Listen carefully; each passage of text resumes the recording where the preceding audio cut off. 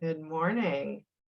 Happy Wednesday and welcome to Wellness Wednesday. I am Sherry Jibb, your host, and I want to thank you so much for joining me. Today, we are talking about the weight game. And I think it's such an important conversation to have. And, I was looking through feedback and surveys from this group actually. And, one of the biggest things that came up on that was weight.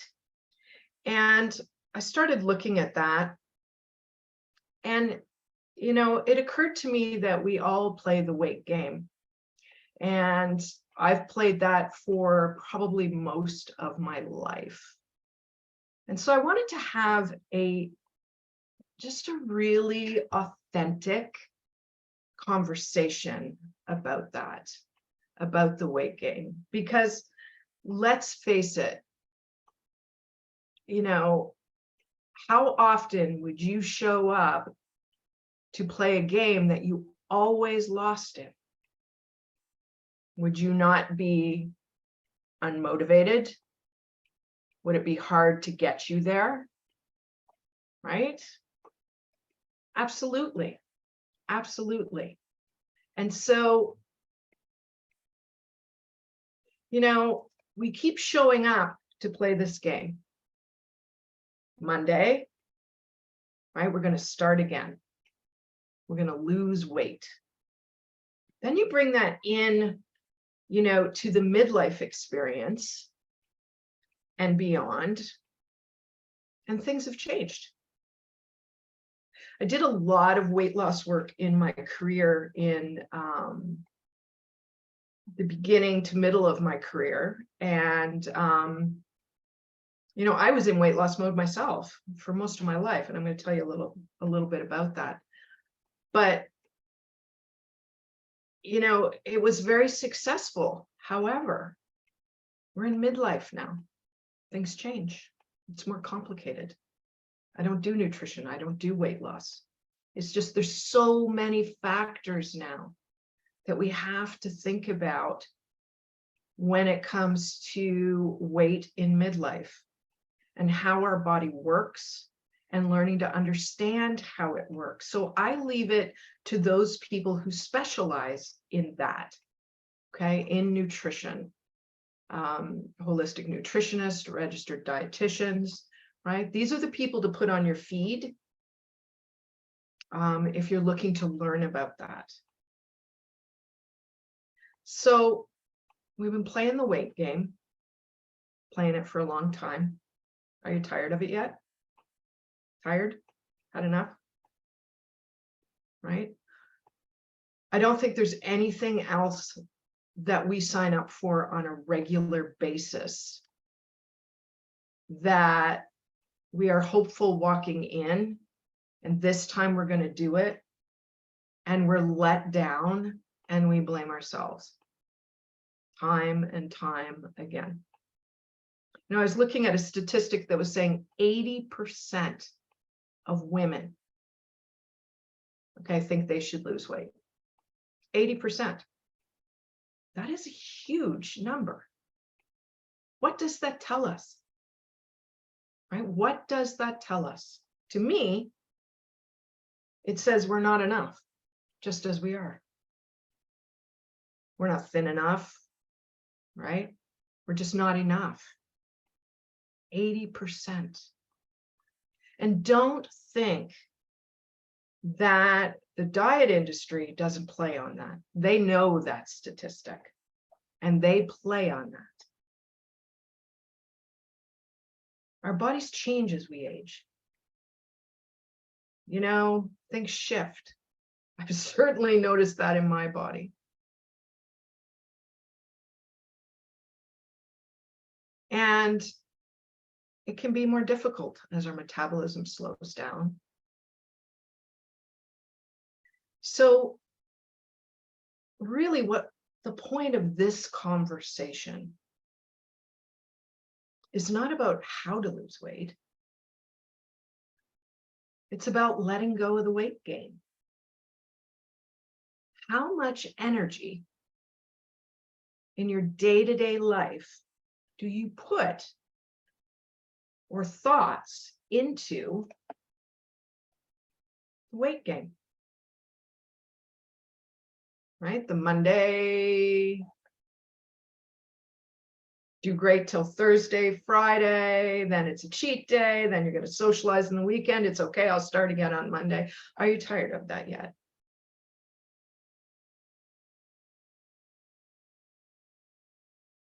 It took me a long time to just come out of the weight game. So when I was 10 years old, I was a chubby kid, and my mom took me into a store to buy clothes.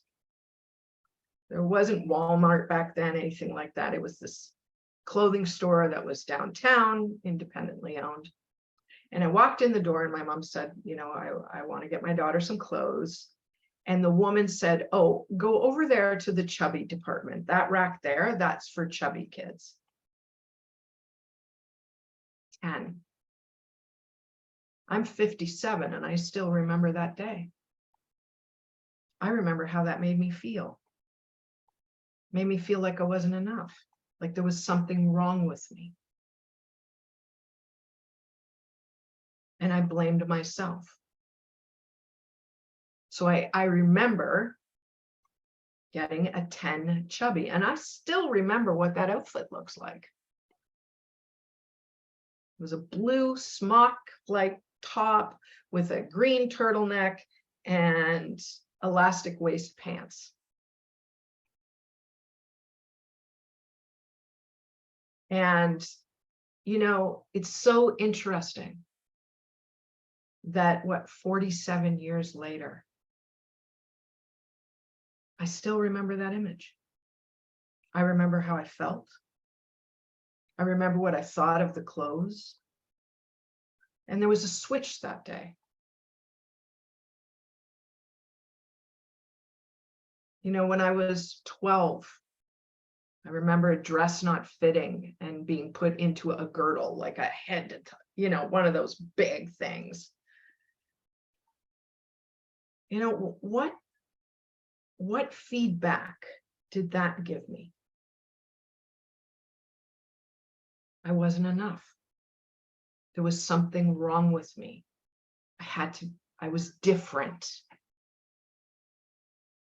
Then you add into that the bullying and teasing that you get in elementary school, right? And you can see where this goes. And I was in weight loss mode for decades. Decades. Out of that, through trauma as well in my childhood, came an eating disorder. So the whole frame around food shifted for me at a very young age. From starvation to binging, starvation to binging. And when I started to do the work to heal that, all of that, I realized just how much energy I had spent on the weight gain. How much brain space it took. How it totally engulfed my life. And everything was about the scale and measuring. And I often wonder what else I could have done with all that energy that I spent in the weight gain. Think about that. You know, in my 6-month group, we really start to look at our thoughts and how we talk to ourselves. And it's amazing what we learn there. And how much of that time is wrapped around weight loss? Fast forward into midlife, our body has shifted and changed. And, you know, we don't really understand or accept. We want to go back. We want the body we had. You know, I looked at a picture, I was telling my group, I looked at a picture of myself in Mexico with my husband. And I was looking at the picture and I thought to myself, who is that woman with my husband? I was in a string bikini. Who is she? And then I looked and went, oh my goodness, that's me. I missed it. I was where I wanted to be. That was my dream weight. That was my goal, to get into a string bikini, and I missed it because I was still so self-conscious and still thought I was so fat. Okay, now in the eating disorder, body dysmorphia, right? Those kinds of things, body image issues, absolutely. But how many times have we missed it? And how many times have we missed things in our lives because we're so engulfed on the weight game? And so some people say to me, okay, well, that's great, Sherry, but you know, I'm afraid to let that go. If I let it go, it's just going to go crazy.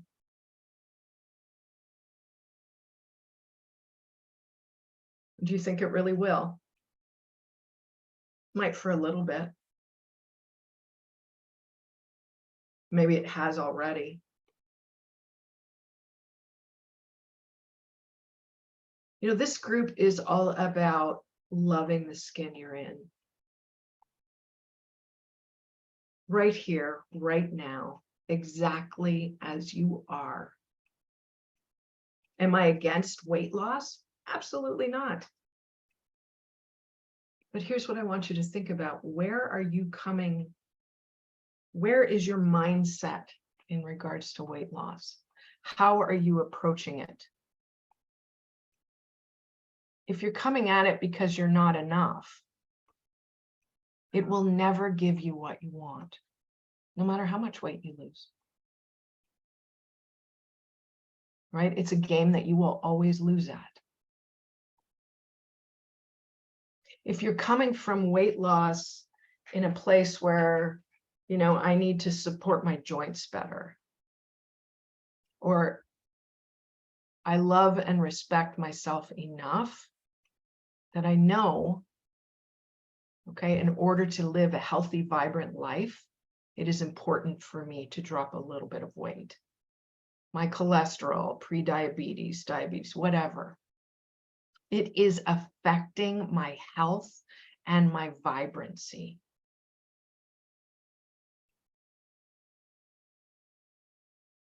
When you come and when you look at it from that perspective, can you find the grace to treat yourself with the love and respect you deserve? Because when you're doing that, it's going to look very different for you. It's so much more than calories in, calories out.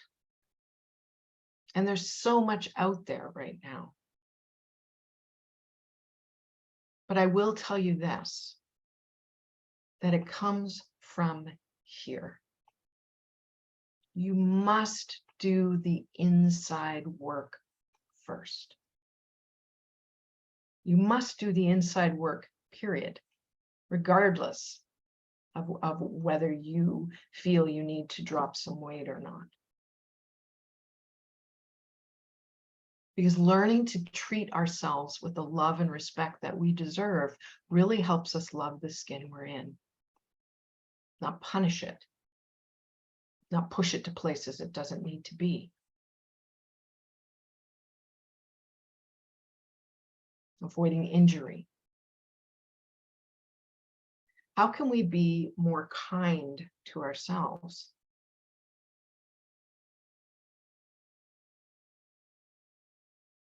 And being kind to ourselves is moving our body, like I've talked about before, and with so many speakers here, right? Our body is made to move. We want to treat it with love and respect. We need to move it.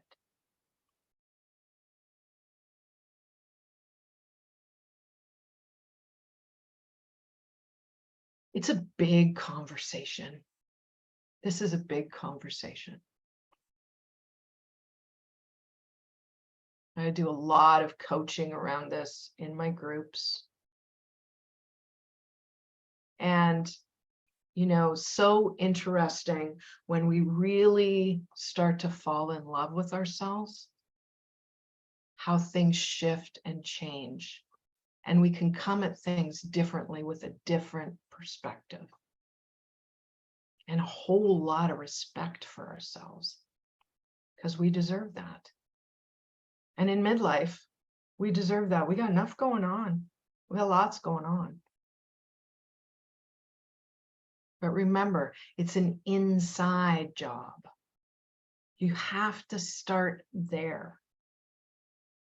It was interesting. I just finished a group in my 6-month mindful midlife program, and they were saying, you know, this is almost like the prep for weight loss. Right? We worked so much on ourselves that now I'm finally ready that if that's what I want to do, I can come at it from a different perspective. Beautiful. Truly, truly beautiful.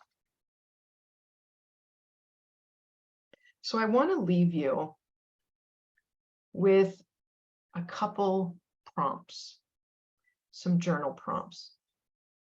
And I'm going to put them in as well into the group. But here's what I want you to think about. And this was something that I journaled about a while ago, actually.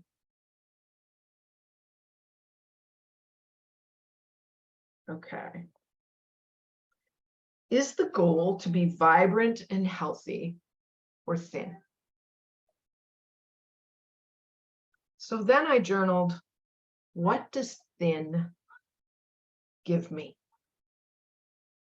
What does thin give me? I want you to think about that.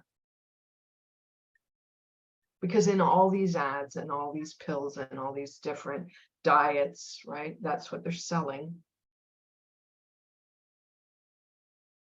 Here's what I wrote. Thin, people acceptance, pressure, overwhelm, not being enough, diets, restriction. Okay, that's what thin gives me. This is my opinion of this, or my thoughts wrapped around this. Then what does vibrant and healthy give me? What does vibrant and healthy give me? Here's what I wrote for that. More energy, healthy skin, no restriction, self-love and acceptance, alignment, disease-free, joy, creativity, strength, mobility, calm mind, self-compassion, respect for myself, aligned to spirit.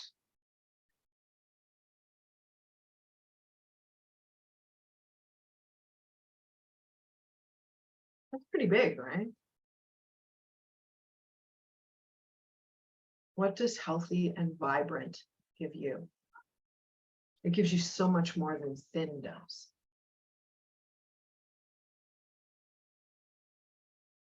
So I just want to leave you with that as something to think about.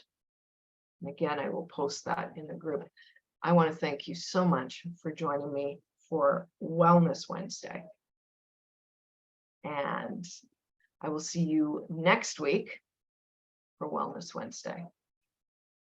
Take care of you, beautiful. Have a great rest of your week.